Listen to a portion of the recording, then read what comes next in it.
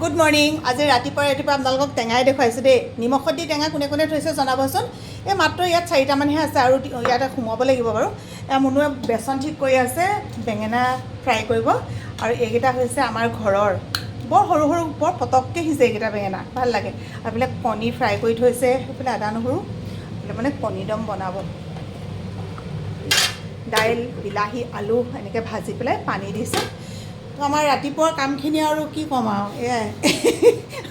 মুনুৱে মোলৈ কেলৈ তেলেকাকৈ চালে মানে ৰাতিপুৱা অকণমান পিন্ধন উৰণবোৰ এনেকৈ থাকে যে, থাকে আকৌ কি হ'ল, চবেই এনেকৈ থাকে আকৌ। ঐ ছোৱালী অঁ এনেকৈ চাইছে,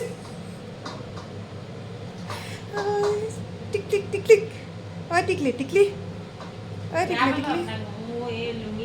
নাই দিয়া নহয়, নাই দিয়া। আপোনালোকে তলফালে দেখিছে জানো কওকচোন, কিনো কথাটো আছে বাৰু। ইয়ে ৰাম, কৈছোঁ নহয়। এয়া হৈছে এটা বিশেষ টোপোলা, মৰমৰ টোপোলা। কিন্তু মানে মুনুৱে কৈছে আজিকালি বোলে তাই ইমানেই কথা পাহৰে, সেইকাৰণে মানে ইয়াতে বোলে উলিয়াই পেলাই থৈ দিয়ক, নহ'লে খাবলৈও পাহৰিম, দিবলৈও পাহৰিম বুলি কৈছে। হৈছে কি নহওক অকণমানি ভিডিঅ'বোৰ এনেকৈ দি থাকোঁ, আপোনালোকে মৰম দিছে, বহুত বহুত ধন্যবাদ আপোনালোকক।